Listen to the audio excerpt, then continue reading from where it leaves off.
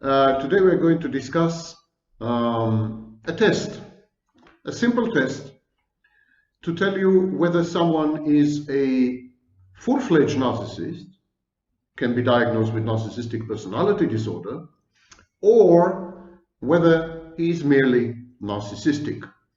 Now, Len Sperry made the distinction between narcissistic style and narcissistic disorder. Theodore Millon adopted this distinction. And generally speaking, narcissism, pathological narcissism, is of course a spectrum. Not every a-hole and jerk and ex-husband is a narcissist, or ex-wife for that matter. So how can we tell if someone is here to stay as a narcissist, or if it's just a phase, or something bad? But right now, let's focus on the test, and I call it the 3 R's test. R, like the letter R. The 3 R's test: remorse, remediation, and restoration. Now, to qualify, remorse has to be expressed repeatedly.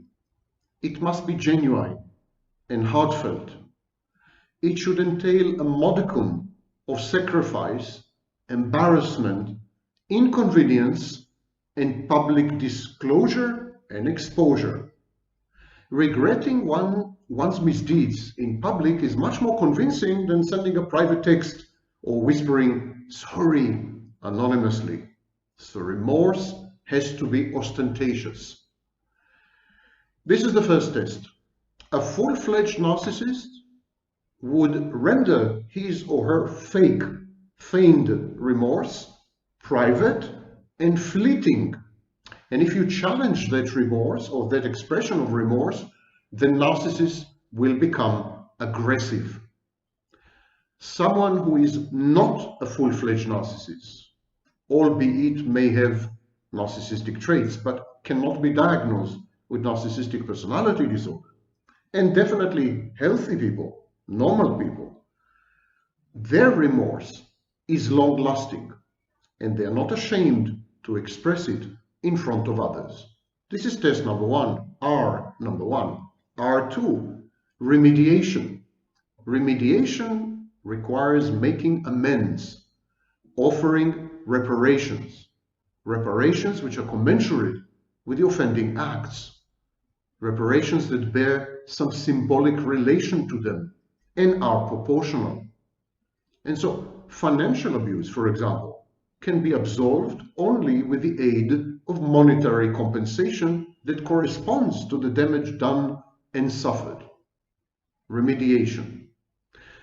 And a typical narcissist would minimize his wrongdoing and therefore offer the kind of remediation which is ineffective, even I would say insulting.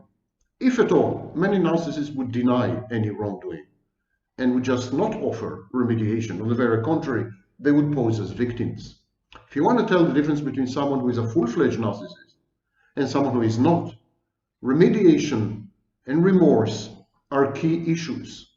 Long-lasting, publicly expressed remorse coupled with an offer of compensation, reparation, what the Germans call Wiedergutmachung, making it good again.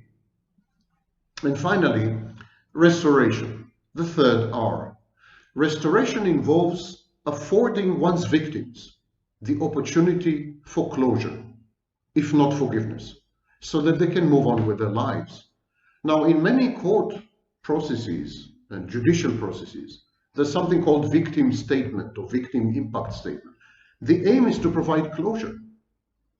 The victim, if alive, can make the statement, or members of the family of the victim. And so restoration, giving the victim the opportunity to go through the abuse, understand it more deeply, and if possible forgive and move on.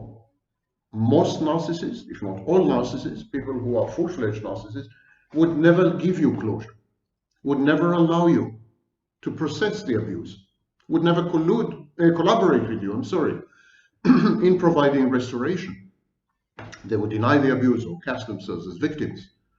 All other people usually would listen to you empathically and try to put themselves in your shoes and offer you a modicum of solace and succor and help and so on and so forth, even if you accuse them of doing something. So these are the three R's.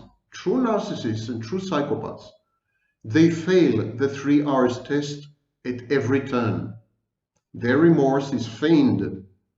They provide little or no recompense, and they never put themselves at the victim's disposal and in her shoes in order to allow her to achieve what she needs most: closure, a restored sense of justice, and the ability to trust again.